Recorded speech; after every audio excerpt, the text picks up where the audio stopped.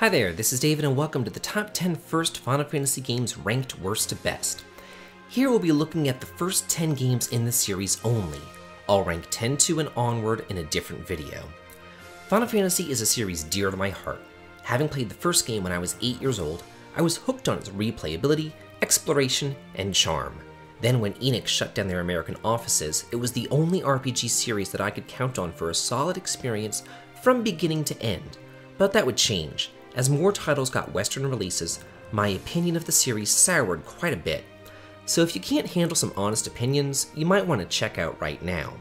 I can think of nothing more polarizing than people's personal opinions on their ranking of the Final Fantasy series. And keep in mind, this is the mainline series only, so no spin-off titles will be shown here. So let's get this party started.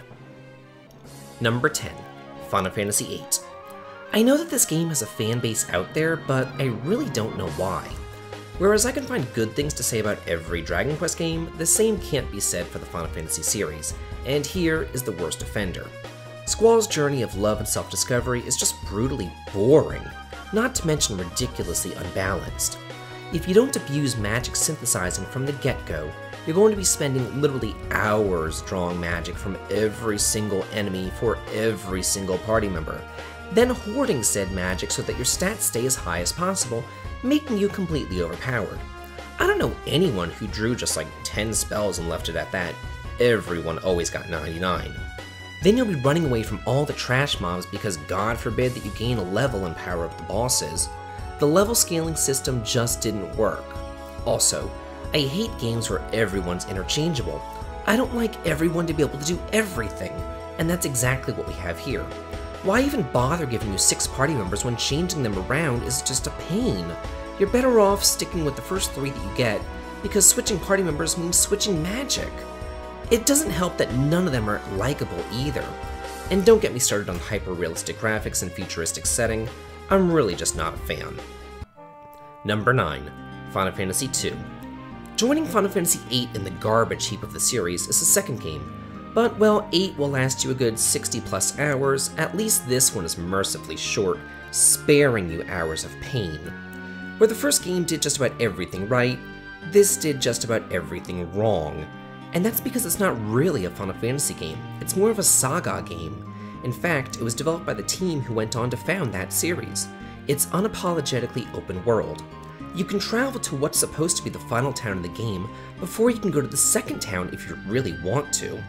The password and plot progression can be obtuse, but the real downfall of the game is the leveling system. Basically, if you want to increase your skills in magic or swords or whatever, you have to use them over and over and over again, and then accept the pittances that the game doles out to you after each battle. It takes forever doing this the normal way, so instead you're forced to spend hours beating yourself over the head to get those gains. It's really just poorly designed, however, various remakes over the years have improved the system. Number 8, Final Fantasy X. Let's get this out of the way. Unlike the first 2 games on the list, I don't hate Final Fantasy X. I just don't like how linear it is, how they dropped all semblance of a robust equipment system, most of the characters, and pretty much the entire story involving Tidus and his dad. I also blame this entry for the whole graphics over substance thing that they've been doing ever since, where they'll spend days getting someone's eyeball or hair physics just right, but won't create a living, breathing town or a well-designed dungeon. It's ridiculous. The setting, though, is absolutely gorgeous, and the world of Spira is fleshed out. Also, the sphere grid is pretty unique. I can't knock any of those things, but it does have some other annoying parts such as the battle system devolving into rock, paper, and scissors, and having to use every single party member in every single battle for them to earn AP. That's inexcusable and needlessly drags out the game. Also, the less said about the sequel, the better. Number 7, Final Fantasy III. This game took me by surprise when it was first translated, because I thought that it was going to be similar to Final Fantasy II, but thankfully, I was wrong. Square went back to the winning formula of the first game and expanded on it exponentially with a robust job system, the second best system in the series, and I love how the world map itself surprises you about a third of the way into the game. Many staples were introduced here, such as seeing your damage appear on screen, crystals, varying world maps to explore, summoning, and late game side quests. There are many good things here, but also some questionable ones too, like the final dungeon, which I've already covered in a previous video, as well as the horrendous everyone must be miniature toaded dungeons, as well as the everyone must be a specific job class to beat a boss. Yeah, that's not strategy, that's just poor design. Number 6, Final Fantasy I. Here's the one that started it all and set the standard for many JRPGs for decades to come. Frequently copied, but never reproduced. You follow the adventures of 4 light warriors who are destined to defeat the 4 fiends and restore the power of the 4 orbs before the world withers away. It's beautiful in its simplicity. As a kid, I played this religiously, constantly switching up my party combinations to make each playthrough new and different. Yeah, there are some glaring balance issues, especially with the fighter and red mage, but that can easily be overlooked when the game is as fun and well designed as this one. It's a shame that the remakes took the teeth out of the game, because the challenge, the magic charge system, and resource management was always part of the fun for me. Number 5, Final Fantasy IV. Well, 1 gave me a taste of the series. 4, or 2 as it was known here in the States, made me really fall in love. Prior to this, RPGs really didn't have any character development to speak of. Either nobody spoke at all, or NPCs just kind of reacted to what a silent protagonist may have said. Final Fantasy IV was a game changer. Not only does everyone have a fully fleshed out personality, but they're also each unique in their gameplay style and also have unique motivations, each joining you at differing times throughout the game to help Cecil in his quest to save the crystals and stop Golbez from destroying the world. This was also the first RPG that I played with true secret passages, complete with hidden treasure, items tucked away in jars around town, and meaningful side quests for ultimate equipment and magic. Not to mention being totally blown away when the Underworld and Moon were revealed. It was a game changer for many JRPG fans because we only had a handful of RPGs on the NES and Game Boy to compare it to. I can't overstate just how much of a quantum leap this title was over everything that came before it. Number 4, Final Fantasy VI. The music, the graphics, the story. This title has it all. The story follows the struggle between the Empire bent on controlling the world and the Returners, a rebel group opposed to them. The cast of characters that you can potentially control now explodes to 14, 2 of them optional, and each customizable with unique skills, relics, and magic taught by Espers.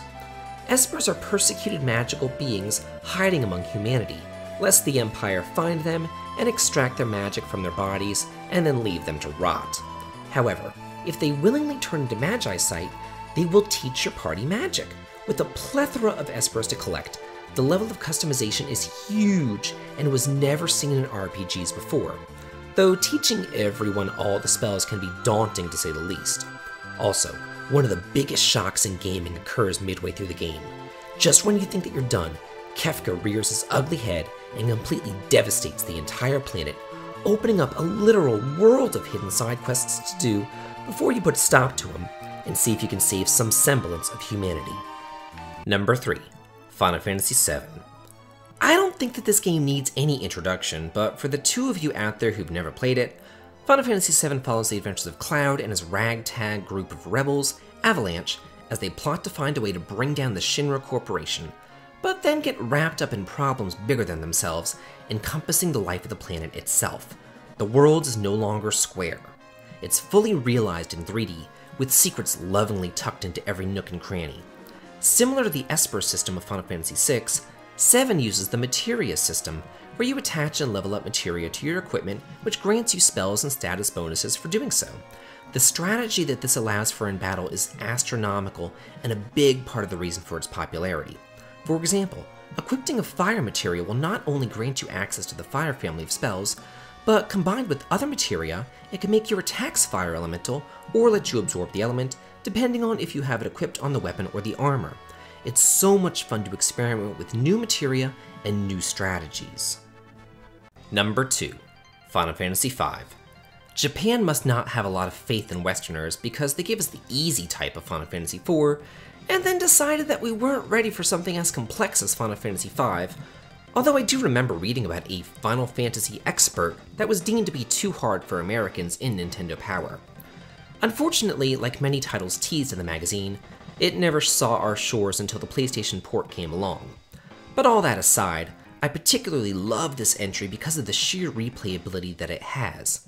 There's more job classes to choose from here than in any other Final Fantasy title, each with their own peculiarities. If you want to, you can complete the game easily enough with just the basic jobs first offered to you. But as you continue bumbling through the story, hurting the world more than helping it, each job becomes more specialized and esoteric. Speaking of the story, that's one of the things that I love about it. It doesn't take itself too seriously. At times, it even pokes fun at itself.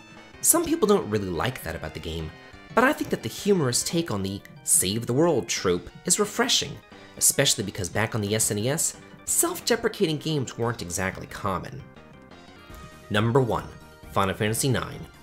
Don't get me wrong, I'm almost at a tie with my top 2.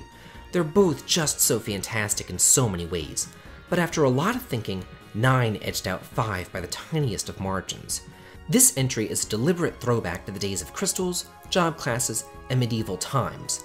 You're not going to have any espers, materia, junctioning, or everyone can do everything here. The skill system is equipment-based, where you gain abilities and magic based upon what you have equipped. It's delightfully basic and very fun. The story follows the adventures of Zidane after he mistakenly runs away with the Princess of Alexandria and gets wrapped up in a nefarious plot spanning the entire world.